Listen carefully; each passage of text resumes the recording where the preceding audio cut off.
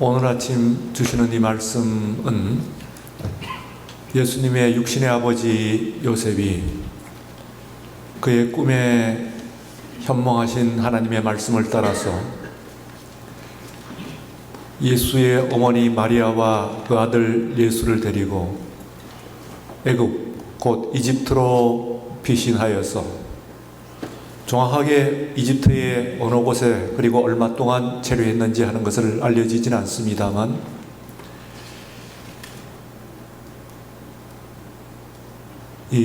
그 왕이 죽을 때까지 있으니까 상당 기간 있었던 것으로 보게 됩니다. 최소한 수년간에 걸친 상당 기간이 아니었나 그렇게 생각을 할 수가 있습니다. 그 모든 일들의 발단이 그 현몽, 꿈이라고 하는 것으로부터 시작이 되어서 아버지의 꿈을 가지고 오늘 함께 생각을 해보고자 합니다.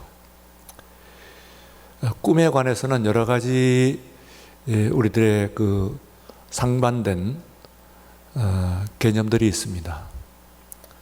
우선은 가장 부정적으로 보게 되면은 허무맹랑한 생각을 이야기를 할 때 꿈이라고 하는 이야기를 합니다. 꿈 같은 소리를 한다 하는 얘기는 현실감이 없는 이야기를 하는 사람을 이야기하는 것이다, 일컫는 것이다 그렇게 생각할 수가 있습니다. 개꿈이라고 하는 그 말도 있는데요. 우리가 개살구도 있고 헛된 소리를 개소리 그렇게 이야기를 하기도 합니다만 별로 좋지 않은 것에 대해서 앞에 개라고 하는 그 접두어를 넣어가지고 표현을 합니다. 개꿈이라고 하는 것이 가장 흔하죠. 별로 귀담아 들을 만한 의미가 없는 것을 가지고 이야기하는 것을 늘 우리가 꾸는 것을 가지고 그렇게 표현을 하는 것이라고 볼 수가 있습니다. 두 번째로는 그와는 반대로 아주 중요한 의미 정도가 아니고 가장 중심적인 의미가 있는 꿈이라고 하는 관념이 있습니다. 바로 이 비전이라고 하는 희망, 미래에 대한 희망을 이야기할 때 우리가 꿈이 있습니다 하는 얘기가 1963년에 미국의 젊은 흑인 목회자였던 마르틴 루터 킹 목사가 그로부터 100년 전에 노예 해방을 선언했던 아브라함 링컨 대통령의 전당이 있는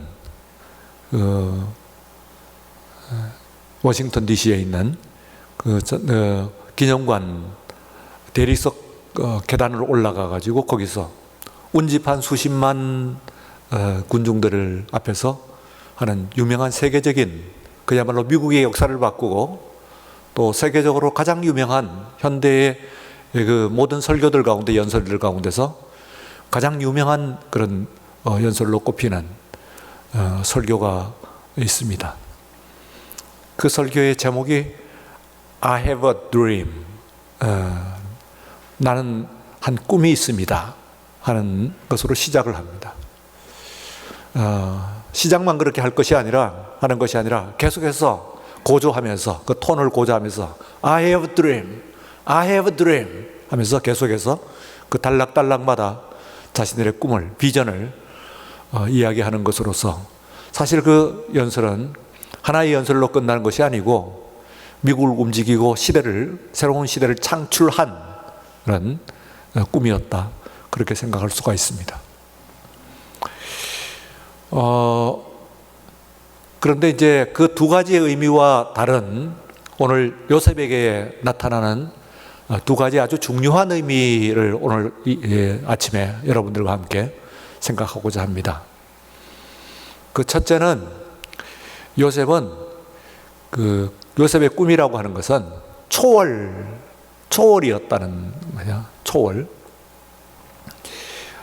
이 초월이라고 하는 것이 꿈이라고 하는 것이 현실과 달리 초월이라고 합니다. 우리가 아는 이 세상에 있는 사람들 가운데서 두 가지 종류로 나눠집니다. 하나는 초월을 아는 사람과, 곧 초월에 눈을 뜬 사람과, 그리고 아직 초월에 눈이 뜨이지 않은 사람, 두 종류로 나누어집니다. 그러면 심지어 예수 믿는 사람들은 다 초월에 눈 뜬 사람이 아니냐 하는데, 고백은 그렇게 합니다만 입으로, 그러나 실제 그 사람이 가지고 있는 모든 그 모습들을 바라보게 되면, 생활하는 신앙의 모습을 보게 되면 초월을 전혀 모르는 그런 모습으로 살아가는 사람들이 있습니다. 그래서 그런 사람들은 현실적인 것만 이야기합니다. 현실적인 것을 가지고 논의하고 현실적인 것을 가지고 또 이야기를 하는 그런 모습입니다. 그래서 교회에서 무슨 회의를 한다고 할 때도 현실적인 이야기를 합니다. 그런 거 굉장히 맞는 것 같습니다만, 그러나 그 사람 속에서는 초월이 없다고 그렇게 얘기할 수가 있죠. 예수님을 따라 쫓는 사람들이 5천 명이 넘었습니다. 그 사람들이 또 끼니를 그런 채 예수님을 따라다니다가 드디어 또 기진한 그런 정도가 되었습니다. 그때에 예수님께서 제자들에게 물었습니다. 이거 어떻게 하면 좋겠느냐 하고 질문을 하니까 몇 제자가 아주 현실적인 대답을 합니다. 그 첫 번째 대답이, 사람들에게 각자 가서 식사를 해결하고 오도록 하게 하시지요? 하는 얘기입니다. 대단히 현실적인 것처럼 보입니다. 그러나 여러분, 그것만큼 비현실적인 것이 없습니다. 가까운 데 동네도 없을 뿐더러 그 예수님께 따라온 사람들이 그 도시락을, 식사를 준비를 할 수 있었다고 한다면은 이미 했겠죠. 그런 문제를 봉착하지 않았겠죠. 그러므로 그것은 비현실적입니다. 또 한 제자가 이야기를 합니다. 보자, 한 사람의 식사비를 10,000원으로 생각을 한다면은 5,000명이면 5,000만 원이면 되겠군요. 예. 대단히 그 점심 식사의 액수까지 다 계산해내니까 현실적인 것처럼 보입니다. 그러나 그것은 비현실적인 대안입니다. 예수님께서 아주 현실적인 제안을 실시를 하셨습니다.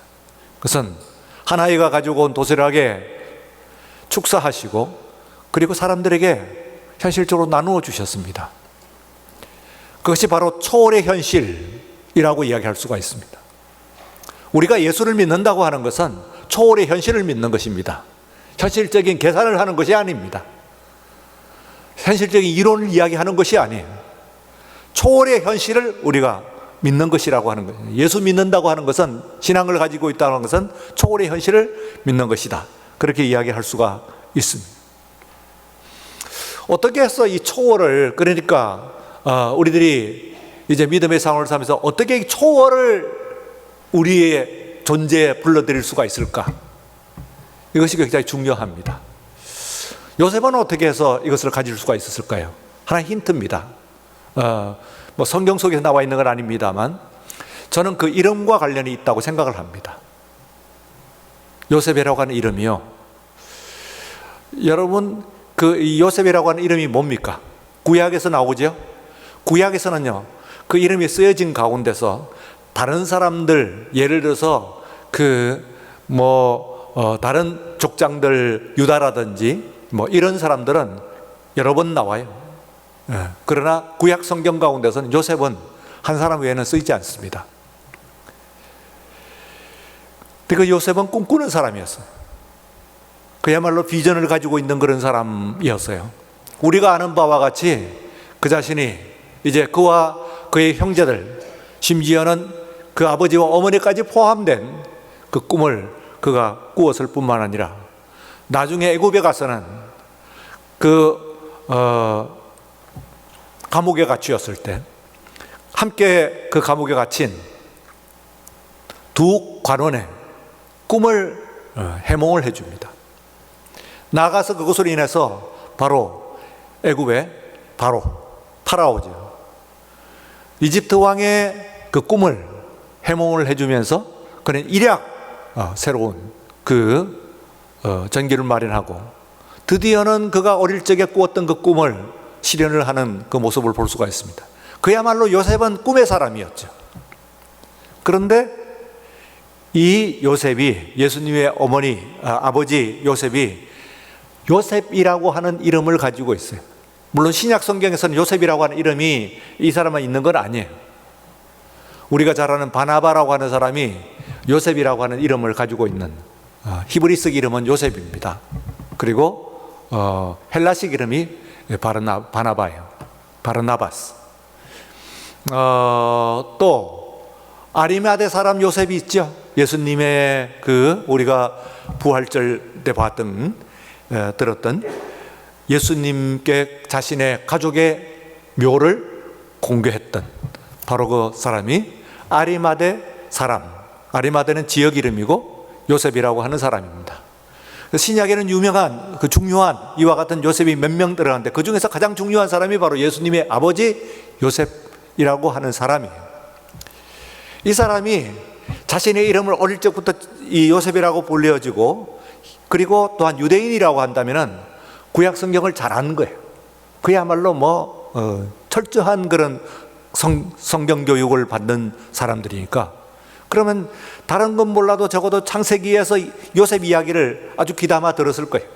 어른들이 또 일러줬습니다. 너는 요셉이라 했을 때, 우리들이 그 위인전을 읽을 때 위인전에 있는 내용도 내용이지만 그 위인의 이름에 그 이름값이 있습니다. 이름값. 우리가 기도할 때 뭐라고 그러냐? 예수님의 이름, 예수님의 이름으로 기도를 한다는 거예요. In the name of Jesus I pray. 예수님의 이름 값이에요. 그 예수님의 이름이라고 하는 것이 값이 있는 거예요. 어느 정도예요. 이 기도를 들어주실 만한 값이 있다, 그 말이에요. 그러니까 이름이라고 하는 것은 값이 있는 것이 틀림이 없죠. 그런데 어떤 사람이 내가 어떤 위인과 똑같은 이름을 가지고 있다고 할 때 의식이 됩니다. 제가 언제 말씀을 드렸나요? 제가 탄생했을 때 원래 제 부모께서 저에게 붙여줬던 이름이 제우라고 하는 이름이셨어요. 홍위 장군의 이름과 같아요. 그래서 그걸 말하자면은 그걸 가지고 호적을 하려고 했더니 몇몇 위의 어른들이 말리셨대요. 집안에 어른이 계시는데, 이게 이제 동양 정서와 서양 정서가 굉장히 다른 것인데요. 서양 정서는 그 사람을 존경하고 그 사람의 뜻을 그리고 그만큼 존경할수록 그 같은 이름을 붙입니다. 아까 말씀드린 마르틴 루터 킹 하는 말도 그 사람이 마르틴 루터 킹, 정확하게는 주니어죠. 그 아버지 마르틴 루터 킹이 있는 거예요. 그러니까 이 사람이 말하자면은 이름을 가지고, 우리 요셉이라고 하는 이름을 받았을 때 그 이름에 우리가 예수님의 이름으로 기도합니다, 그 정도는 아니라고 하더라도 이름값이 그에게 계속해서 영향을 미쳤다고 볼 수가 있어요. 저도 마찬가지죠. 제우라고 하는 이름이 그렇다고 하는 설명만 듣고서도 그분이 누구신가 하는 것에 대해서는 관심을 더 가지고, 그리고 또한 그분이 어떻게 했나 하는 것에 대해서 이야기를 솔깃하게 듣고, 그리고 또한 살아가면서 그분은 이렇게 하셨다면서 하고, 또 은연중에 그렇게 하려고, 그렇게 그런 삶을 사려고, 그런 모습으로 살아가려고 노력을 한 저 자신을 발견을 합니다. 실제로 요셉도 마찬가지였을 거라고 저는 생각을 해요. 그것을 통해서, 제 경험을 통해 가지고, 그가 요셉이라고 하는 이름을 받았을 때 그 유명한 구약의 요셉, 꿈꾸는 사람, 그 사람을 통해 가지고 그야말로 꿈이라고 하는 것에 의미를 다른 사람들보다도 더 깊게 느꼈을 것 아니겠냐, 그렇게 생각을 합니다. 그래서 그는 그러므로 말미암아 초월과 아주 가까운 그런 모습이에요. 그의 형제들, 이 구약에 있는 창세기에 있는 요셉의 형제들이 현실적인 삶을 살아갔습니다만, 그야말로 유다의 현실적인 모습을 살아갔습니다만, 그러나 이 요셉은 그야말로 꿈을 꾸는 사람이었어요. 초월에 잇대어서 살아가는 그런 사람이었다고 할 수가 있습니다. 그래서 초월을 가지고 사는 사람과 초월을 가지지 않는 사람은 그야말로 그렇게 큰 차이가 있는 것이라고 볼 수가 있는 것이. 둘째로는요, 오늘 그 요셉의 그 말씀은 순종입니다. 꿈이라고 하는 것을 가지고 듣는 것, 그 꿈을 가지고 오늘 이 말씀 가운데서 보면 그 꿈을 꾸고 즉시, 그리고 밤에 식구를 데리고 갔다는 거예요. 여러분, 그 요셉이 원래 살았던 출신지는 갈릴리에 있는 작은 마을입니다. 나사렛이라고 하는 그런 마을이에요. 예수님 당시에는 그저 1000명을 넘지 않았을 것이라고 보는 그런 마을입니다. 작은 마을이죠. 거기에 목수예요. 그러면 그리 대단한 사람이 아닙니다. 사회적으로 신분으로 보게 되면은. 이런 사람이 뭔가 생활의 기반을 가졌을 리도 없는 것이고, 그저 나귀에 그 잉태한 여인을 싣고 그리고 왔다가 거기서 베들레헴에서 이제 아기가 났는데, 이 아기를 피신시키기 위해 가지고 지금 이집트로 간다고 하는 것은, 생명부지의 곳으로 간다고 하는 것은 결코 쉬운 일이 아니에요. 아니, 불가능한 일입니다. 그야말로 대단한 모험이라고 이렇게 생각할 수가 있어요. 그곳으로 가서 이제 그 헤롯이 죽을 때까지, 왕이 죽을 때까지 기다리는 거예요.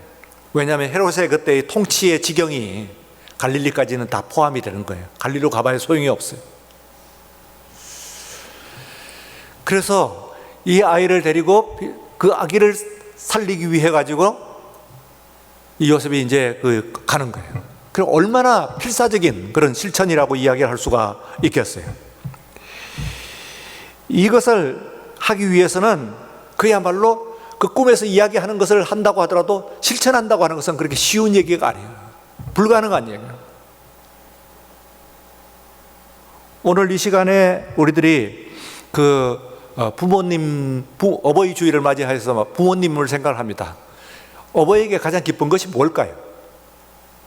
하나님을 생각하면 알 거예요. 하나님을 생각하면.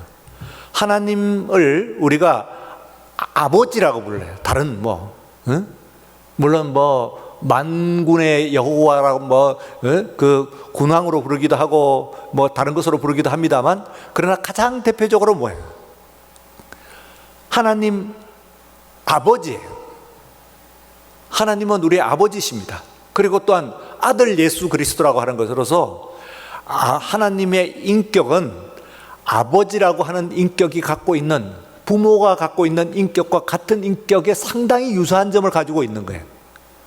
사실은 사람들이 가지고 있는 그거 자체가 그걸 갖는데, 그것은 뭐냐면은 우리가 하나님 아버지께서 제일 좋아하시는 것이 뭐겠어요?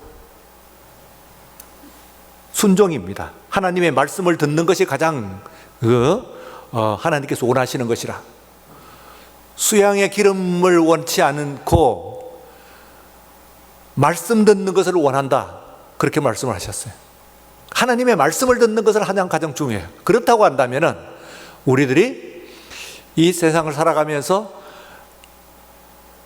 부모님이 가장 기뻐하시는 것이 뭐냐면은 그 말씀을 듣는 거예요. 무슨 물질로 무엇을 표현하고 선물로 뭘 하고 식사를 한번 대접하고 이런 것이 중요한 것이 아니라, 그것도 귀하지만 그러나 말씀을 듣는 거예요.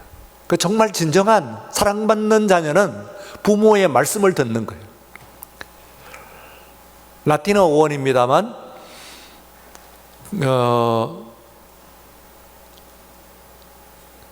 나투라와 쿨투라 하는 말이 있어요. 나투라 하는 말은 영어의 nature 하는 말의 어원이고, 쿨투라 하는 말은 영어의 culture, 문화 하는 말의 어원입니다.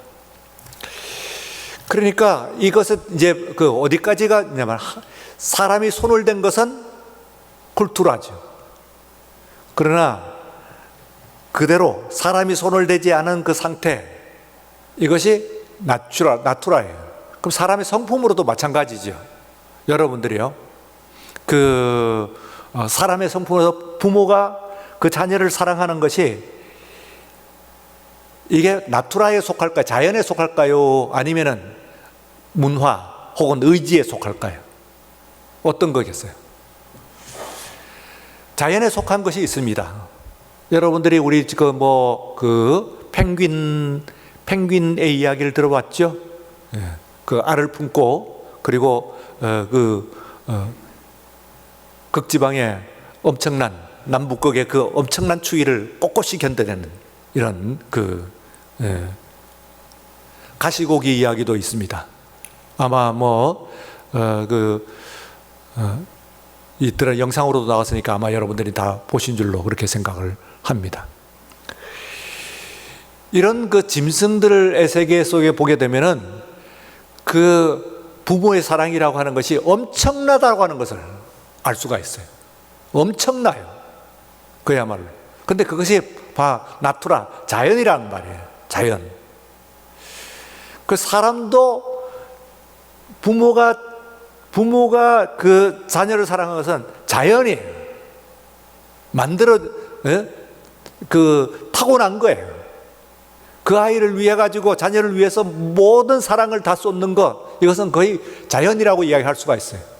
그런데요, 거기를 넘어서서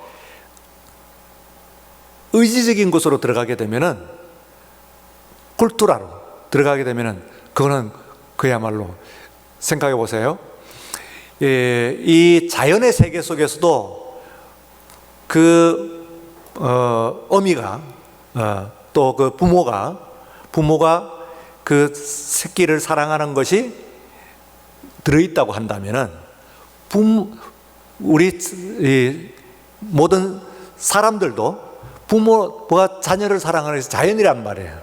그런데 그 부분을 넘어서 가지고 의지적인 그 부분이 있을 때 더욱 그것은 올라온 거죠. 오늘 이 시대는 그 짐승들만도 못하는 그런 부모들이 이야기를 듣고 있는 겁니다. 물론 아주 극소수의 일부분의 이야기일 겁니다. 그야말로 사람 같지 않은 사람들의 극소수의 이야기를 지금 우리들은 너무나 대중매체를 통해 가지고 매일 듣는 그런 시대니까 그걸 일상적으로 듣는데 일상은 아닐 거예요. 일상일 리가 없죠. 그게 일상이면 어떻게 되겠어요? 그렇지는 않을 겁니다. 보통 우리들의 주변에 둘러와 갖고 찾을 수 있는 그런 것은 아닌데 멀리 있는 것을 퍼나르기 때문에 우리들이 그것을 듣긴 합니다만 어쨌든 간에 그런 이야기를 듣고 있는 세상 가운데 우리가 살아가고 있습니다. 그랬을 때 그야말로 그 자녀를 위하고 희생하는 그런 그 부모를 생각을 하게 되면은 그야말로 그것은 더 감사한 감동입니다. 오늘 이 말씀 가운데서 그가 초월의 이야기를 듣고 꿈속에서 이야기를 듣고 그리고 그것을 즉시 실천하는 그것도 그야말로 생면부지의 그런 곳으로 아이 하나를 살리기 위해 가지고 가는 이 요셉의 모습을 보게 되면은 이것은 자연을 넘어서 가지고 그의 강한 그런 의지 이런 것들을 우리가 느낄 수가 있다. 그렇게 생각을 할 수가 있습니다. 자, 오늘 우리가 예수를 믿는다고 할 때요. 예수를 믿는 것은 자연이라고 하는 것은 본성이라고 보십시다. 본성. 그리고 이 문화라고 하는, 쿨투라라고 하는 것을 의지라고 보십시다. 그럼 본성으로서의 예수를 믿는 것과 의지로서의 예수를 믿는 것. 그래서요. 이 본성으로서 우리가 하나님을 찾고 그리고 하나님의 말씀을 듣고 이게 훌륭하지만은 그것을 넘어서 가지고 의지로서 하나님을 말씀을 그야말로 지키는 의지가 있어야 돼요. 그래야 위협을 이길 수가 있습니다. 일사각오라고 하는 유명한 말을 남기신 그 주기철 목사가 있습니다. 우리 한국의 그 기독교가 일제 강압에 의해 가지고 어쩔 수 없이 허물어지고 있을 때에 이 주기철 목사 이분이 고련히 거기에 반대를 해가지고 그야말로 한 번 죽는 것을 각오를 하면서 그 죽음으로서 순교를 한, 죽음으로서 믿음을 지킨 그런 모습입니다. 오늘 여러분, 위기가 왔을 때는요, 의지가 있어야 됩니다. 내가 이 믿음을 지켜야지 하는 그 의지가 분명히 있어야 돼. 그렇지 않으면 쉬운 길을 속하는 거예요. 자연에 속하는 것은 아주 강해 보입니다만 정말 위기가 왔을 때는요, 쉬운 길을 택하게 되어 있어요. 그러나 이 요셉은 아주 어려운 길을, 아들을 살리기 위해 가지고 가장 어려운 결단을 하는 이 점에서 그야말로 오늘 제목으로 삼은 그 두 분고 다니시면 아버지 날 낳으시고 어머니 날 기르시니 두 분고 다니시면 이 몸이 살았을까 하는 그런 말씀을 하는데, 오늘 이 의지를 가지고 그야말로 우리를 오늘의 모습으로 만들기 위해서 그야말로 희생을 한 그런 그 부모님들의 세대가 있는 거예요. 특히 한국의 부모는 놀랍습니다. 그 어려운 과정 가운데서도 기어코 우리를 길러내 가지고 오늘의 이 시대를 창출해내신 그런 모습을 볼 수가 있습니다. 그런 의미에서 그는 전사였다고 볼 수가 있죠. 아버지는 네 가지의 인격을 갖고 있다고 그러잖아요. 하나는 왕으로서, 둘째는 그 전사로서, 세 번째는 스승으로서, 그리고 네 번째는 친구로서의 네 가지의 퍼스널리티를 함께 갖고 있는 존재다. 이 네 가지의 존재를 합하면은 그 말을 단 세 글자로 요약하면 그것이 아버지가 된다. 뭐 그런 이야기를 하는데, 왕이라고 하는 것은 무릇 작은 가정입니다만 다스릴 줄 알아요. 권위가 있어요. 두 번째는 그 아버지는 바로 싸울 줄 알아야 돼. 세 번째는 그 스승은 지혜가 있어요. 아버지는 가르쳐 줄 것이고, 네 번째는 함께 길을 갖고 있는 공감, 자녀와 함께 공감할 수 있는 능력, 함께 길을 가는 그런 능력, 이 네 가지가 다 있는 것이 진정한 의미에서 아버지다. 그런데 그 중에서 두 번째, 싸운다. 이것이 물론 한 사람의 몫으로서 힘 있는 군왕과 싸우는 그런 칼을 들고 덤벼드는 그런 싸움은, 그런 무모한 싸움은 아니지만 이건 더 위대한 싸움이에요. 그야말로 그걸 피해갖고 가고 촉각을 곤두세워가지고 그 왕이 죽은 때를 기다려가지고 다시 유대로 오려고 했지만 우선 유대로 먼저 가는 것이 아니죠. 그의 아들 아켈라오라고 하는 사람인데 그 사람이 또 왕위를 또 이었다고 하는 말을 듣고, 그리고는 아예 원래 있던 나사렛으로 가서 예수님은 나사렛 예수다, 그렇게 부름을 받습니다. 사람들이 불렀어요. 나사렛 예수다.